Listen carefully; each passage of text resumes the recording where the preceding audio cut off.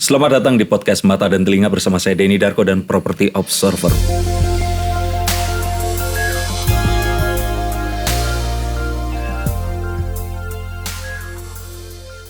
Bersama saya Pak Arthur Quaria. Beliau adalah founder dan ketua dari Yaditachi atau kependekan dari Yayasan Didik Tunas Anak Cemerlang Indonesia yang menaungi juga klub ABC dan Sekolah Kuntum Cemerlang dengan jenjang pendidikan dari kelompok bermain hingga SMA. Nah, Yaditachi ini terkenal memiliki metode pembelajaran yang berbeda dari sekolah lain pada umumnya. Tapi ternyata Pak Arthur ini bukan berlatar belakang pendidikan dari sekolah pendidikan, tapi seperti saya dari sekolah seni rupa. Nah, kita akan tanya, ini adalah sebuah kebetulan, apakah sebuah kesengajaan, atau ada yang lainnya? Pak Arthur, terima kasih sudah bergabung. Sama-sama, senang bergabung. Terima kasih. Semoga ini para anak didiknya yang sudah mungkin lulus sekolah atau yang masih ada di sini bisa ikut nonton juga. Bapak masih kepala sekolahnya ya berarti? Well, saya lebih tepatnya di yayasan. Saya sebagai ketua yayasan. Oh, nah Pak, saya memiliki satu, kalau misalkan Bapak di sekolah Bapak ini satu approach yang berbeda Pak. Approach saya dalam talk show ini berbeda Pak, menggunakan kartu tarot Pak. Oh, oke. Jadi ini kartunya, monggo silahkan diambil Pak, terus diacak. Oke. Ya. Dikocok. Gitu? Dikocok. Iya, dikocok. Itu 78 kartu, berbeda semuanya dan memiliki gambar dengan makna yang tentu saja berbeda juga. Nah, Bapak nanti ambil 5 kartu Pak. Oke. Kita akan coba untuk ajukan pertanyaan dari makna dari kartu itu tadi. Oke. Kartu pertama, kedua, ketiga, 4. Kartu terakhir. Baik. Terima kasih Pak Arthur. Ya. Saya ambil kartu pertama di Hierophant. Hierophant ini tentang kecerdasan, tentang bagaimana seseorang ini memiliki satu kemampuan untuk melihat, untuk menilai dan memutuskan. Tapi lebih ke ini kecerdasan yang God given. Nah, orang akan mengatakan ini dengan kata-kata talenta atau bakat dan semacamnya. Nah, menurut Pak Arthur, Pak Arthur ini akhirnya nyampe ke sini itu karena mengikuti talenta Bapak atau bagaimana Pak? Karena kan biasanya begini, kalau yang saya baca ini, Bapak ini kan lulusan sekolah dari Santo Aloysius, betul ya? Betul. Nah, saya kebetulan juga sekolah kuliah di Bandung. Teman-teman saya dari yang kita menyebutnya anak Aloy seperti itu. Betul. Itu jarang sekali yang masuk ke seni rupa. Oke. Bapak masuk ke isi, betul ya Pak? Betul. Tapi terus kemudian apakah mungkin Tuhan membukakan jalan lagi Bapak kembali ke jalan yang benar atau gimana nih? Kok terus kemudian arahnya ke pendidikan? Ya. Nah, apakah bakat atau bagaimana itu Pak? Iya. Kalau bakat sih mungkin ada sebagian ya. Tapi lebih tepatnya bahwa saya menikmati prosesnya. Gitu ya, bahwa dalam mengajar itu saya menikmati prosesnya dan juga sangat menyukai outputnya, gitu. Jadi lebih ke arah sana. Okay. Dan itu memang saya dapatkan bukan di bangku kuliah, justru saya dapatkan mulai dari saat saya di SMA malah, gitu ya. SMA? Di SMA, betul. Nah, kenapa nggak sekolahnya memang mengarah ke situ? Kalau sekarang kan ada UPI dan sebagainya, memang sekolah yang memang tujuannya untuk memberikan pendidikan.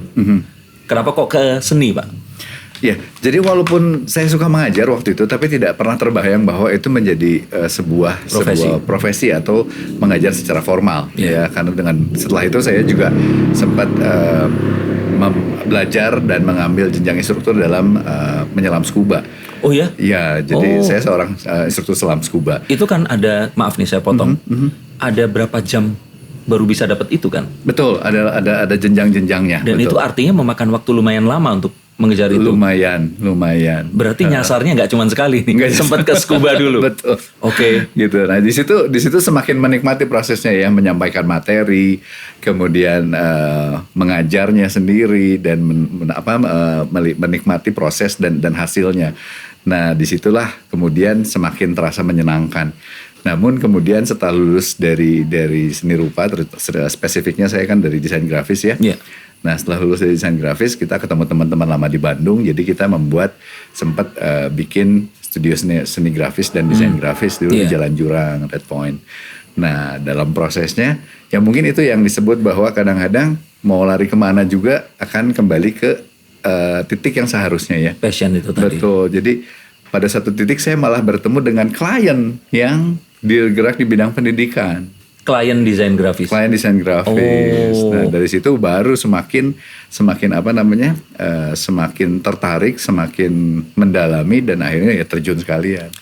Red Point, Pak. Betul. Itu hari ini opening, besoknya tuh saya sempat datang ke sana. Udah lama banget iya, ya. Tapi artinya semua yang Bapak sekarang geluti, ini terjadinya setelah Red Point ini tutup. Atau ada ini perpotongannya?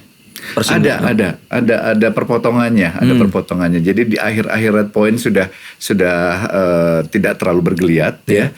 Mungkin ini juga yang menyebabkan disebabkan oleh fokus dari personal di dalamnya sudah mulai terpecah ya, terbelah ya. Dan saya kebetulan terbelah ke pendidikan. Nah, kalau boleh tahu Pak, momennya itu kapan? Dapat itu dari klien yang bergerak di pendidikan, Bapak memang melebur ke situ atau meng-create sesuatu yang baru? Lebih tepatnya sebetulnya klien yang punya ini kemudian mau melepas lembaga yang dia pimpin. Oh, gitu. Okay. Jadi karena kita berhubungan dengan beberapa klien, saya berusaha untuk mempertemukan dia dengan klien yang lain. Oh, oke. Gitu. Bapak matchmaking. Betul. Sebenarnya. Tapi in the end malah ternyata Bapak ikutan di situ. Iya, malah nyemplung. Nah, waktu itu Pak, Bapak memang juga mengikuti insting saja atau semuanya ini dihitung dulu? Maksudnya dengan penuh perhitungan atau memang saat itu tiba-tiba bangun tidur terus yes ini kayaknya jalan saya? Kalau disebut dihitung exact sih enggak ya kayaknya ya. Lebih cenderung ke kayaknya saya suka gitu ya prosesnya. Karena dari pengalaman sebelumnya saya nggak pernah memegang anak usia dini ya. Yeah. Sementara dulu kita bicara waktu pertama adalah klub ABC, belum ada TK, belum ada SMP atau SMA makan ya. Nah jadi kalau bicara bahwa saya mengajar anak playgroup itu rasanya nggak kebayang sama sekali gitu.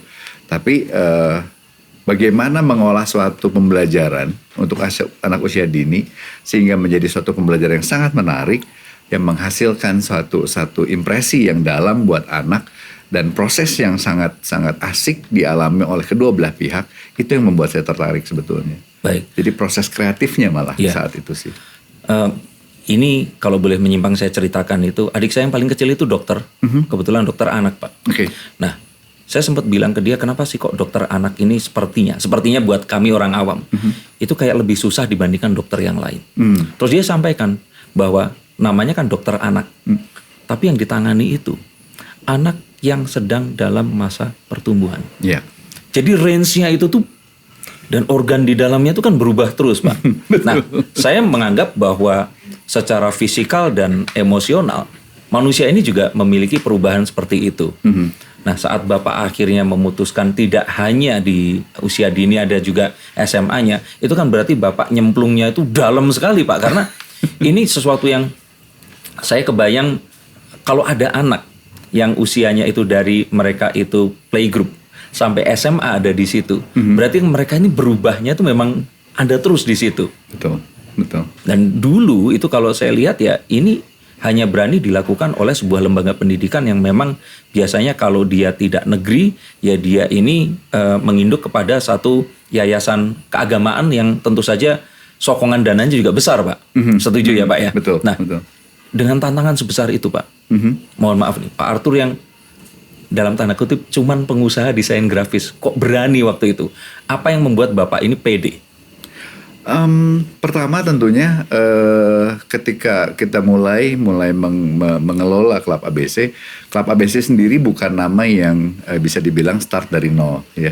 Klub ABC sendiri adalah satu nama kelompok belajar atau playgroup yang pernah sangat dikenal di Bandung. Itu jadi modal dan kepercayaan diri kami waktu itu. Ya, bagaimana caranya membuat Klub ABC yang dulu pernah sangat dikenal orang itu untuk bangun kembali. Itu jadinya kita kembali lagi menggali, mengajak lagi orang-orang lama untuk berdiskusi, untuk membangun lagi. Nah, jadi modal kepercayaan diri ini sebetulnya yang menjadi rasa optimis bahwa ini pasti bisa, gitu ya, seperti itu. Nah, kemudian yang namanya playgroup itu hanya 2 tahun ya. Jadi rasanya setelah 2 tahun kita kehilangan anak, tentunya akan pindah ke TK lain dan seterusnya. Rasanya kok sayang gitu ya, karena penanganannya kan berbeda, tidak ada benang merah di situ. Dari situlah baru akan mulai kita terpikir untuk kita lanjut dan seterusnya. Waktu itu usia berapa, Pak? Saya usia berapa ya? Mungkin sekitar 31 ya, 31-32 tahun. Waktu itu anak usia? Anak usia playgroup. TK. Anak paling besar usia TK. Apakah itu salah satu motivasi juga ingin memberikan pendidikan ke anak yang selama ini belum pas di luar, terus ada latar belakang seperti itu? Itu justru terjadi bukan saat itu. Oh. Itu terjadi pada saat saya akhirnya memutuskan untuk mulai buka kelas SMP malah. Oh. Jadi waktu kita main di playgroup TK dan SD bukan ke arah anak saya sendiri fokusnya, ya. Tapi pada saat anak saya yang paling besar di SMP, itu menjadi trigger untuk kita buka lagi SMP dan selanjutnya. Gitu. Baik, dan itu labelnya itu tadi ya, Sekolah Kuntum Cemerlang. Iya, betul. Oh, oke. Nah, Pak, saya penasaran, berarti dulu itu desain grafis ya. Nah, waktu melakukan itu, Pak, kita kan pasti akan orang terdekat seperti istri dan sebagainya itu akan nanya nih. Itu dengan perubahan yang demikian drastis itu, istri ngomong apa, Pak? Karena sangat relate dengan anak ya, tidak sulit untuk meyakinkan bahwa ini sesuatu yang akan menjadi hal yang sangat menarik. Karena kebetulan istri saya waktu itu juga anaknya masih kecil ya, anak kami masih kecil, sehingga semua pembicaraan, semua topik atau semua hal itu semua terfokus pada anak pertama ya, sehingga dunia itu menjadi sangat erat buat kami saat itu. Jadi tidak susah untuk kita untuk nyemplung ke sana. Tapi ini akhirnya sampai pun di titik sekarang ini, Bapak tapi masih dengan penuh kesadaran bahwa semua yang dilakukan kemarin itu yang malah mengarahkan ke sini ya, Pak ya? Betul. Memang sesuka itu untuk mengajar? Atau melihat tumbuhnya anak ini tadi, Pak? Iya.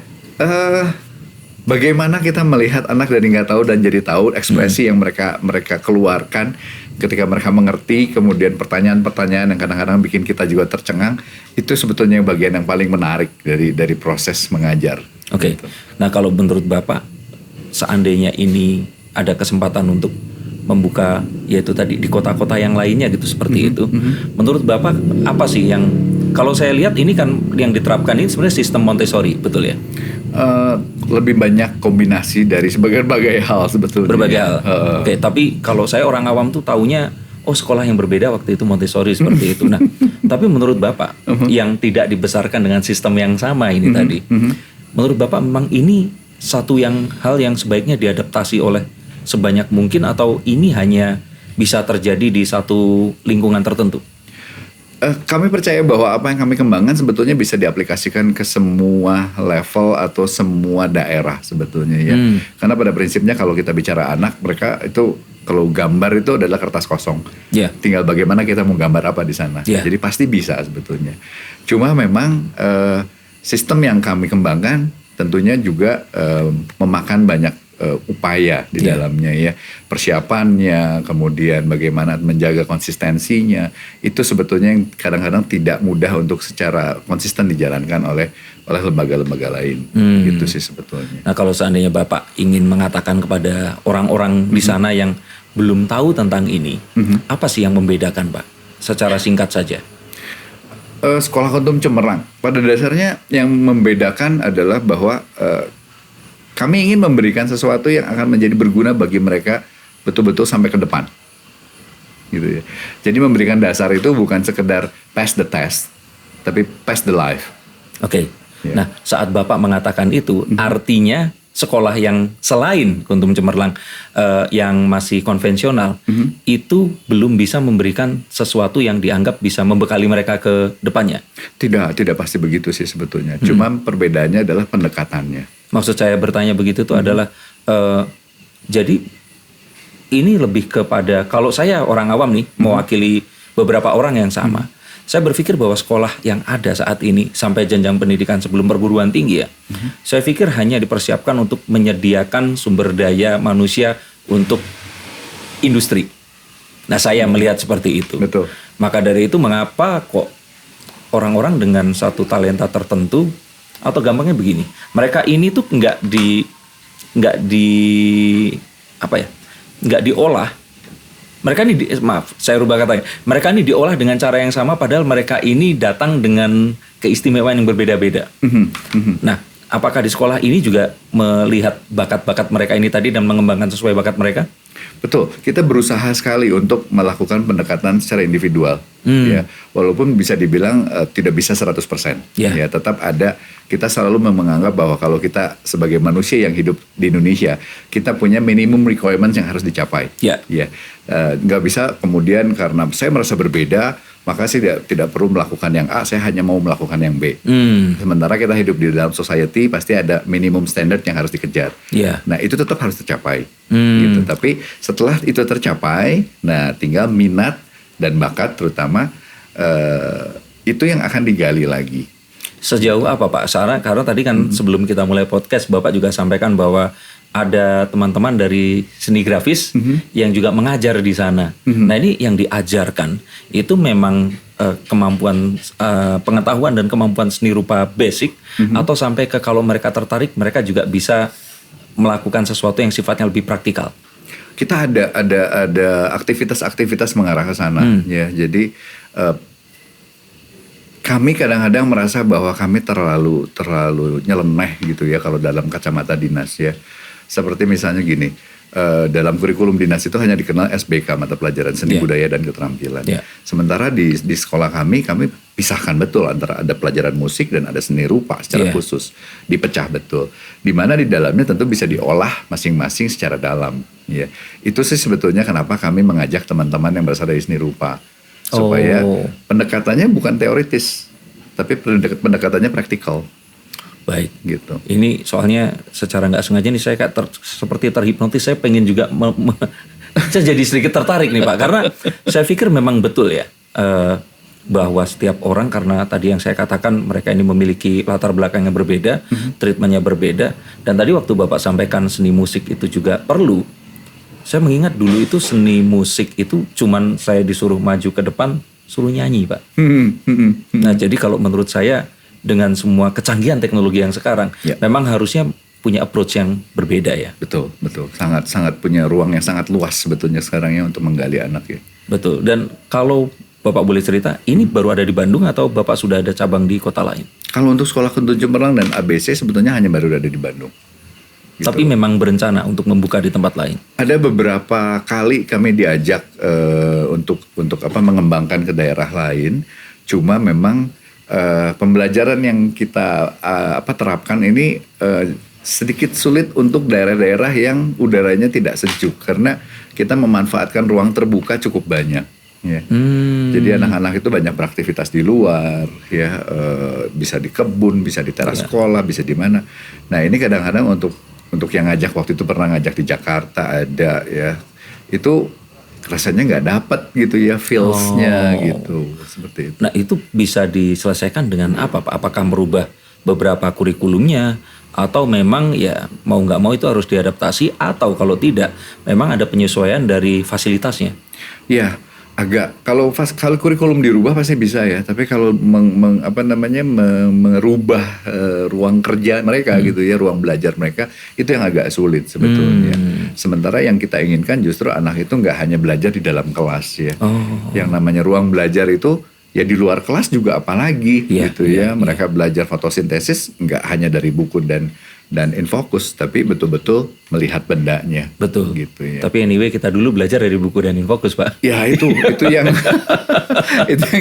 ya, tapi tentu saja itu tadi ya, kita pengen yang jauh lebih baik untuk anak-anak kita ya. Betul. Kan selalu ada satu idiom. Kalau kita cuman pengen anak kita belajar dengan yang sama dengan yang kita alami dulu, maka maksimum dia akan sepintar kita, nggak akan lebih pintar dari Betul, kita. iya. Istilahnya ini kan harusnya kencingnya berlari kan. Nah, betul. Kartu berikutnya Pak, saya ambil Pak. Oke. Strength. Nah, ini bercerita tentang kekuatan di dalam diri kita, tapi tentu saja kekuatan terbesar Pak. Itu adalah kekuatan untuk mengatur dan mengalahkan ego di dalam diri. Nah, kalau boleh saya tanya ke Bapak, kalau saat kemarin itu Bapak menjadi ya sekolah seni dan menjadi seniman, itu kan panahnya masuk ke dalam Pak, tentang kita dan eksplorasi di dalam diri kita. Yeah. Nah begitu Bapak ini nyebrang ke dunia pendidikan, ini berbaliknya itu 180 derajat. Nah, apakah ada satu momen tertentu yang membuat ini menginspirasi Bapak selain hanya itu tadi? Ketemu dengan orang yang kebetulan jadi klien dan mau melepaskan kepemilikan yayasannya. Selain itu apa Pak? Apakah Bapak, kalau di film-film biasanya kan ada satu kejadian yang lihat anak kecil misalkan dibully sama temennya, terus Bapak mengingat sesuatu, terus kemudian oke, saya bertekad untuk mereformasi dunia pendidikan di Indonesia, atau apa Pak Arthur? Iya. Pertama yang kadang-kadang yang dulu yang membuat saya suka sedih dan selalu bertanya-tanya ya, bahwa kenapa sistem pendidikan di kita itu mencetak anak-anak yang jago secara teori. Ya. Itu terasa sekali, terutama waktu saya mendengar ngobrol-ngobrol sama teman-teman yang sempat sekolah di luar negeri. Oke. Ya. Mereka selalu cerita bahwa di semester 1, 2, dan 3 itu mereka pasti unggul karena sifatnya masih teori. Oke. Ya. Tapi begitu masuk semester 4 ya, di mana mereka harus bikin karya tulis, presentasi dan lain-lain, itu mereka kedodoran. Ini tuh orang Indonesia yang kuliah di luar. Betul. Gitu. Jadi saya melihat ada satu missing link di sini. Kenapa sih gitu ya bisa begitu? Kenapa jagoan di tes, tapi begitu harus tampil mempresentasikan sesuatu, melakukan satu penelitian, melakukan satu research, itu kok kedodoran gitu.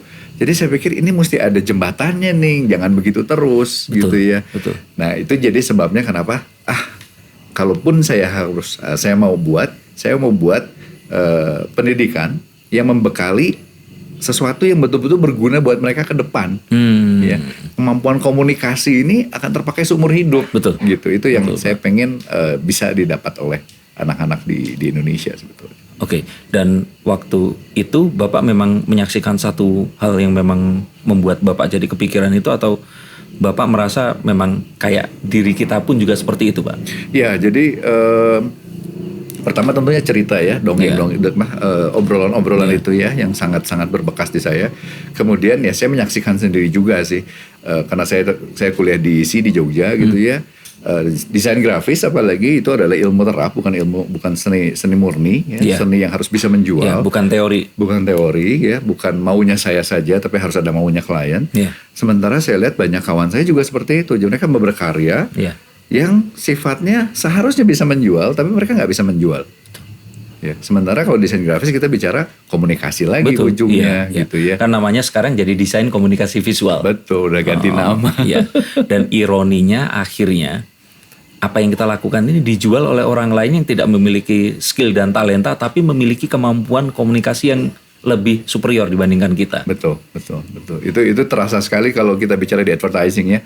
Ada account department, ada creative department. Oke. Ya. Ini kalau 1 sampai 100 Pak. Ini saya udah di 70. Pengen daftarin anak saya masuk ke SKC Pak. Terima kasih. Oke, kita ke kartu berikutnya lagi Pak. Tadi Bapak masih ini ya, menikmati ya lihat gambar-gambar seperti ini. Ini kan produk-produk desain grafis nih Pak. The Ten of Wands Pak. Mimpi, keinginan dan semuanya ini harus kita, ada banyak tapi eventually kita harus lakukan satu demi satu sampai akhirnya tercapai semua. Sejauh ini Bapak melangkah, impian apa yang Bapak belum capai Pak? Iya, kalau impian yang regarding ke ini Pak, ke SKC dan sebagainya ini tadi. Iya. Kalau regarding to SKC sih nggak terlalu banyak ya. Saya merasa bahwa sebagian besar impian yang saya bayangkan sudah tercapai. Cuman yang memang masih selalu mengganggu adalah mengganggu, tapi saya nggak sanggup juga actually gitu ya. Itu selalu ada pertanyaan, kapan nih bikin perguruan tingginya katanya gitu. Oh, kenapa Pak? Kok Bapak merasa itu belum bisa dilaksanakan? Rentang kompleksitasnya terlalu besar skalanya buat saya. Itu karena Bapak sudah mendalami ini sehingga Bapak merasa harus lebih prudent, harus lebih hati-hati lagi, atau karena semangat itu kan sebenarnya waktu Bapak mulai membuka ini, itu kan ketakutan itu tidak ada Pak. Bahkan sesederhana saat anak ini masuk ke SMP, oh ini kayaknya kita harus buka SMP nih. Apakah karena Bapak mungkin sudah masuk ke dunia ini sehingga Bapak jadi lebih hati-hati gitu? Atau memang sekompleks itu? Pertama memang tuntutannya sangat tinggi sudah pastinya ya, karena kalau kita bicara perguruan tinggi itu tuh garis akhir dari perjalanan pendidikan seseorang. Dengan demikian memang tentunya keseriusan penanganan juga menjadi ekstra daripada kalau kita bicara pendidikan menengah dan dasar. Itu satu hal yang buat saya cukup rumit gitu ya. Nah kemudian memang menyediakan satu bidang saja juga tidak akan cukup. Ya, sehingga itulah tadi saya bilang skalanya terlalu besar gitu ya, seperti itu. Nah kalau seandainya yang tercapai achievement, karena saya dengar SKC ini sekolah dengan banyak penghargaan seperti itu Pak. Lumayan. Ini apa saja Pak yang Bapak bisa tunjukkan bahwa orang kan terkadang Pak, saya melihat dan mulai browsing tentang pendidikan karena sejak punya anak itu memang fokusnya ke situ Pak. Banyak sekolah-sekolah dengan, kalau saya boleh bilang, saya bilang alternatif ya Pak. Karena kan ini semacam seperti kalau orang bilang, ini mohon maaf ya Pak, ini pengobatan. Kalau pengobatan yang biasa ya pergi ke dokter, alternatif itu ya pergi ke tabib atau hipnoterapi dan sebagainya. Nah, saya lihat sekolah-sekolah alternatif, salah satunya kalau tidak salah yang digawangi oleh Dikdoan. Nah itu semacam itu. Tapi saya belum sampai pernah mendengar misalkan ya itu tadi. Kalau sekolah-sekolah konvensional ini kan berlomba-lomba untuk tadi loh. Mereka punya memenangkan penghargaan ini dan sebagainya. Nah, buat SKC Sengit sendiri itu penghargaan itu berupa apa Pak? Maksudnya untuk anak atau untuk anak? Untuk ya, anak. Maksudnya anak ini kan pasti akan mencerminkan lembaga ya Pak ya. Nah buat Bapak ini misalkan nih bahwa anak ini ternyata sekarang ini sudah diterima dan dia ini menjadi apa yang dia inginkan atau bagaimana. Nah ini apa Pak yang mungkin Bapak bisa ceritakan achievementnya ini tadi? Iya, pertama adalah kalau buat kami achievement yang paling utama adalah percaya diri ya. Ketika anak menjadi percaya diri, nyaman dengan dirinya sendiri, itu adalah achievement yang paling utama harus dicapai dulu. Ya, karena tentunya itu jadi dasar mereka untuk melangkah selanjutnya. Nah, itu sebabnya kita rajin juga untuk mengajak anak-anak ikut berbagai macam lomba, ya. Terutama karena kebetulan pendekatan saintifik banyak kita lakukan di sekolah. Lomba-lomba semacam itu yang banyak kita ikuti. Ya, nah tentunya lomba saintifik yang kita prefer, yang kita lebih suka itu adalah lomba yang sifatnya eksperimentasi, ya. Bukan yang sifatnya olimpiade yang teori hafalan gitu ya. Nah kalau yang eksperimentasi, yang penemuan dan lain-lain, mereka betul-betul ditantang dari semua sudut.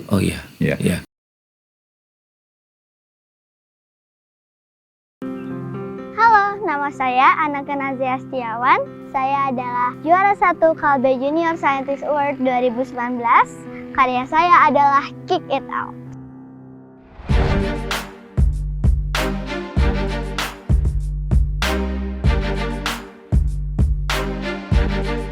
Hobi aku ada banyak, taekwondo, main ukulele, main piano, coding, cover lagu. Tapi yang lagi aku senengin sekarang adalah membuat karya digital science. Ku bisa, aku pasti bisa. Buat aku, sains dan teknologi itu sangat menyenangkan. Sains dan teknologi itu gerbang yang bisa mewujudkan ide-ide yang ada di kepala aku menjadi sebuah karya digital yang kreatif. Kalau kata Einstein, creativity is intelligence having fun.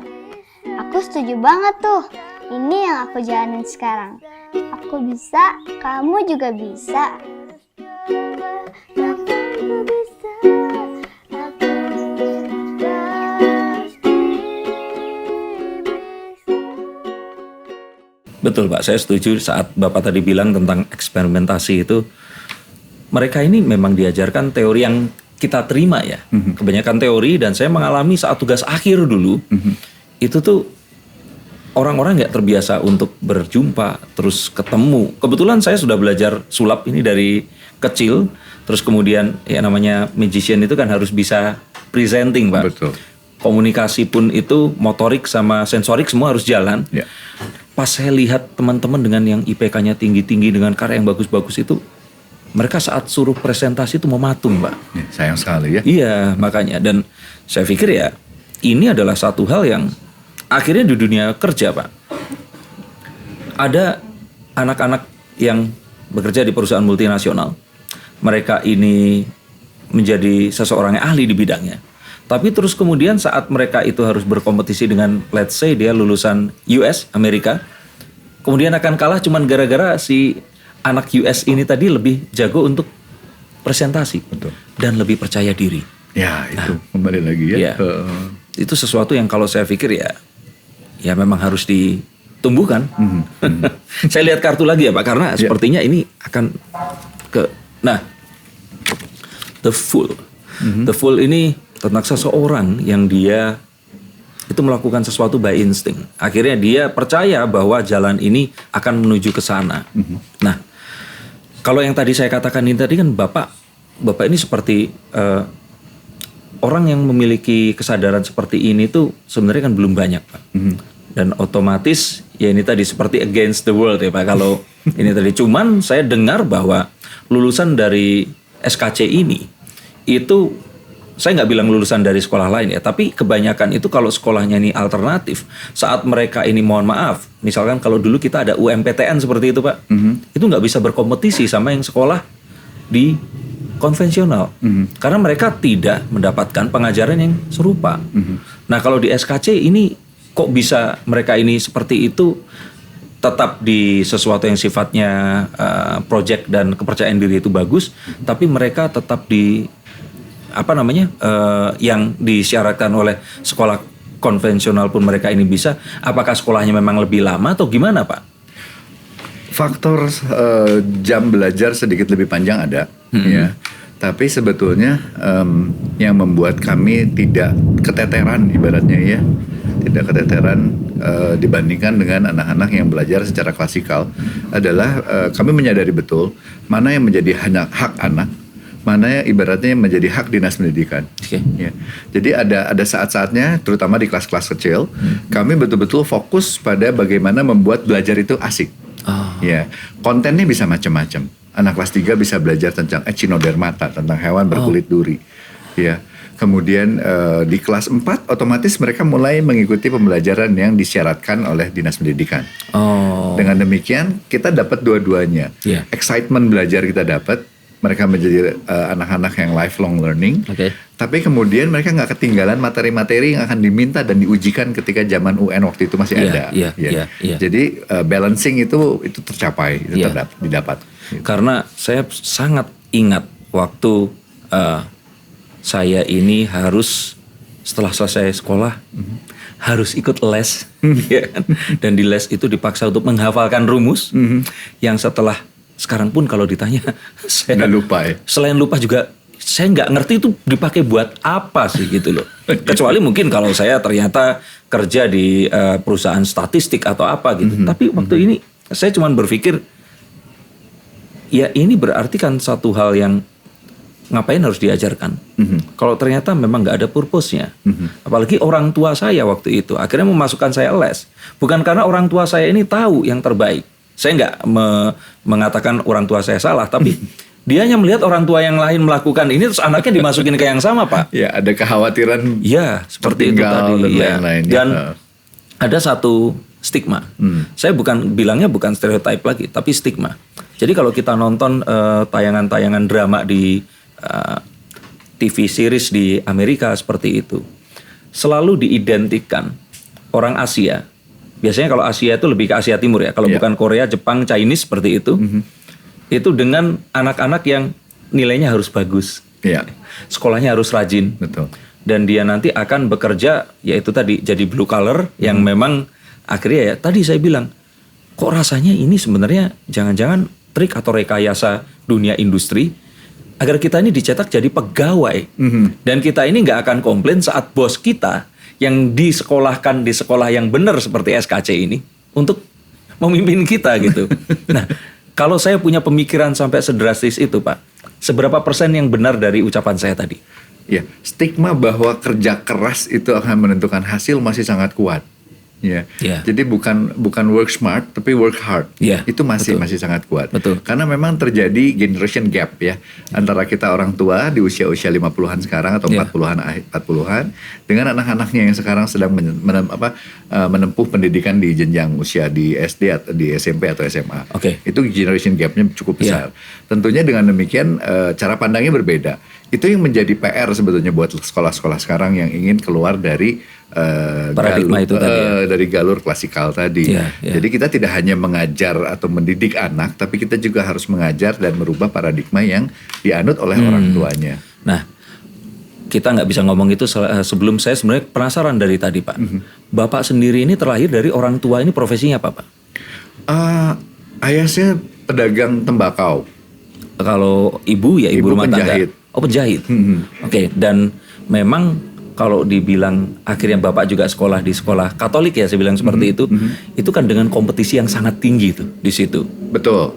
Betul. Dan akhirnya Bapak juga menjadi, kalau boleh saya bilang ya, akhirnya sekarang ini kan dengan pendekatan yang berbeda nih Bapak akhirnya. Dan Bapak mengatakan bahwa secara tidak langsung tadi, itu klasikal ya Pak itu tadi ya? Betul, klasikal. Dan saat seperti ini, orang tua yang waktu itu pernah ya menyekolahkan Bapak di situ, terus tahu kalau cucunya sekarang menjalani sekolah yang seperti yang Bapak sekarang lakukan ini tadi, ini kan sebentar Pak, kencang banget. Pernah nggak beliau ini seperti berkomentar tentang, nah seharusnya seperti ini nih sekolah gitu, atau gimana Pak? Kebetulan kalau orang tua saya cukup berumur ya waktu anak-anak itu pada sekolah. Gitu. Jadi tidak terlalu mengikuti atau bahkan kebayang gitu ya. Tapi kalau kakek nenek dari ibunya itu kebetulan latar belakangnya guru juga dulunya. Mereka Dan guru klasikal di Angela pula sama pendidikan Katolik. Ya mereka bisa melihat perbedaan itu ya dan merasakan output yang berbeda. Dan jujurnya tidak semua, terutama orang-orang yang sudah cukup usianya cukup dewasa, cukup tua dengan latar belakang pendidikan yang sangat klasikal, bisa menerima perubahan sikap anak-anak yang dididik dengan cara yang berbeda. Salah satunya tentunya adalah keinginan untuk bukan keinginan ya, tapi keberanian untuk tidak sependapat. Ya, itu yang selalu terasa. Ya, jadi ada generasi-generasi di mana kalau anak membantah itu nggak boleh gitu. Ya. Sementara kami di sekolah bahkan mengapresiasi anak yang tidak berpikir sependapat. kritis. Kita mengapresiasi anak-anak yang punya pilihan atau pikiran berbeda, tapi bisa menyampaikan dan berdebat dengan baik, bertanggung jawab. Betul gitu. Ya, buat yang tua-tua kan kesannya malah nggak sopan. Iya, gitu ya, betul. kesannya, Makanya gitu. maksud saya kan berarti yang dirubah tidak hanya skill, tapi juga sikapnya dia. Dan itu kan akan susah kalau misalkan anak-anak ini akan ketemu di acara halal bihalal Idul Fitri atau Sinja, ketemu sama kakek terus sepupu-sepupunya. Kalau seperti itu, tapi memang ya ini adalah what it takes ya Pak. Ini sesuatu yang nggak bisa dihindari, tapi sebenarnya ini mengarah ke sesuatu yang positif ya. Betul. Harusnya sih seperti itu memang ya. Iya. Tapi ini saya beneran penasaran Pak, dan ini seharusnya ada tayangan di sana sekolah tuh seperti apa ini nanti di sini biar dapat gambaran seperti itu. Oke Pak, tapi terima kasih, ini pertanyaannya yang terakhir Pak. Boleh. Ingin saya tanyakan di sini adalah, nah, The Three of Coins Pak. Ini tentang nasihat, tentang masukan, tentang bagaimana kita ini akan berkembang dan bertumbuh, bukan karena kita jatuh di lubang yang sama dengan ancestor kita atau orang yang telah dahulu, tapi kita dapat masukan dan pengetahuan dari seseorang yang sudah berjalan di depan kita, dan kita pengen ya ada masukan dari situ. Nah, menurut Bapak, apa yang ingin Bapak katakan kepada orang tua murid kalau diberikan kesempatan untuk saat mereka ini, mungkin kan banyak yang tidak tahu bahwa alternatif ini itu ada. apa yang ingin Bapak sampaikan kepada mereka? Ya, mungkin ini memang terdengar akan beriklan, tapi saya pikir ini lebih ke bagaimana mereka ini menyadari bahwa kalau saya pikir harusnya seperti ini, Pak. Bukan seperti klasikal gitu. Agak bingung juga ya kalau itu ya. Tapi kalau misalnya spesifik kepada orang tua sih, saya lebih cenderung untuk mengatakan bahwa cobalah untuk buka semua pintu lah, intinya itu ya. Jadi jangan cuma bukakan satu pintu. Yang saya maksud dengan pintu adalah kemungkinan atau opsi-opsi yang bisa didapatkan oleh anak. Potensi mereka. Ya. Kadang-kadang kan kita suka, karena saya profesinya sebagai guru, saya ingin anak saya sebagai guru. Itu masih kuat. Ya. Sementara yang harus kita lakukan bukan itu kan. Kita harus bukakan pintu sebanyak-banyaknya biar mereka bisa melihat semua peluang yang ada dan mereka memilih, menikmati prosesnya dan mendapatkan apa yang mereka sukai. Oke, tapi mau bagaimanapun Pak, di kalangan kita, terutama orang Asia Pak, terutama yang dengan kultur yang kuat seperti Batak, Jawa, Chinese seperti itu, ya saya yakin di hati orang tua Pak Arthur kan pengennya Bapak ini meneruskan usaha tembakaunya, betul kan? Betul. Kadang kan pasti. kita pun memiliki itu Pak, untuk sesuatu yang sudah kita bangun, sesuatu yang kita build dari nol, terus kemudian anak kita nanti lahir gitu. Nah tapi memang mereka ini memiliki jalan hidup yang berbeda ya, dan mereka berhak memilih ya. Pastinya ya, betul. Karena apa yang kita tempuh, apa yang kita nikmati tidak bisa juga dipastikan bahwa itu yang akan dinikmati oleh anak kita. Gitu ya. Bahkan kadang-kadang malah ada anak-anak yang begitu didorong ke arah profesi yang mereka yang orang tuanya geluti, mereka malah menutup diri lebih dahulu tanpa mencari tahu. Jadi mereka cenderung lebih, saya tidak mau persis seperti ayah atau ibu saya. Saya lebih suka mencari yang lain. Padahal yang mereka sebut nggak mau sama pun mereka belum dalami dengan baik. Betul. Gitu betul. ya. Jadi sebaiknya kita jangan mengarahkan sehingga khawatirnya malah itu tadi ada mental block di awal. Itu gitu. saya alami Pak. Oh gitu. Orang tua saya itu sebenarnya orang tua kita berdua itu hampir sama. Orang tua saya punya perusahaan rokok. Dan karena dari kecil saya diplot bahwa nanti kamu akan menggantikan orang tua untuk jadi direktur perusahaan rokok. Saya nggak pernah ngerokok Pak. Okay. Sampai detik ini. Hanya gara-gara mental block itu tadi. Nggak mau saya seperti itu. Betul. Iya. Tapi kayaknya itu nggak berlaku untuk semua orang. Karena ya itu tadi. Kalau saya pikir ya banyak hal yang akhirnya harus kita. Ya tadi mungkin dengan akhirnya saya melakukan apapun yang saya lakukan. Dan dibilang juga kalau sekolah saya seni rupa sekarang saya jadi pesulap dan pembaca tarot. Ini juga sebenarnya nyimpang juga Pak. Jauh juga. Tapi ya akhirnya kita tahu bahwa potensi kita terbuka dan kita menikmati passion kita. Betul, itu yang sama pentingnya dengan kesuksesan yang lain. Betul sekali. Nah, untuk orang tua yang memang berniat Pak untuk seperti ini, tapi dia ini nggak di Bandung, yang terdekat yang bisa mereka lakukan apa Pak? Nggak mungkin dong mereka akan berbondong-bondong pindah ke kota Bandung ini hanya demi menyekolahkan anaknya, atau adakah mungkin ya itu tadi sekolah-sekolah dengan satu visi yang sama di kota yang lain yang juga memiliki satu ini tadi spesialisasi yang sama dengan SKC. Cukup banyak ya kalau saya lihat ya yang berkembang dengan sistem pendidikan tidak lagi klasikal ya. Cuma memang kadang-kadang orang tua juga harus lebih teliti dalam pengertian bahwa saran saya kalau misalnya mau pilih ya datengin sekolahnya dan jangan dengarkan apa yang humas katakan. Gitu tapi ya. trial. Tapi lihat karya anak-anaknya. Oh. Jadi sebetulnya yang tercermin dari sebuah sistem adalah karya. Iya hasilnya. Ya, bukan apa yang diceritakan oleh PR. PR ceritanya pasti kacau. Mereka digaji untuk itu. Tapi yang nggak bisa bohong tuh karya anak. Kalau karya anaknya mencerminkan sesuatu yang unik, sesuatu yang kreatif, penggalian ide yang sangat dalam, kemudian kaya sekali gambar dan lain-lainnya, itu sebetulnya yang berhasil. Ya. Kalau ceritanya panjang lebar tapi gambarnya mirip, sebetulnya itu cuma jualan aja. Dan itu arahnya lebih ke industri seperti tadi ya, mencetak satu keseragaman. Nah Pak, kalau pribadi Pak, dari yang tadi saya ceritakan kan dan di podcast ini, itu adalah podcast yang menggali kenapa seseorang ini akhirnya berbelok di pertengahan Pak. Apa yang bisa Bapak sampaikan ke orang-orang yang nonton saat ini? Dan mereka ini memiliki kegelisahan dengan apapun yang mereka lakukan. Tapi apa yang mereka lakukan ini mereka sudah keluar banyak hal.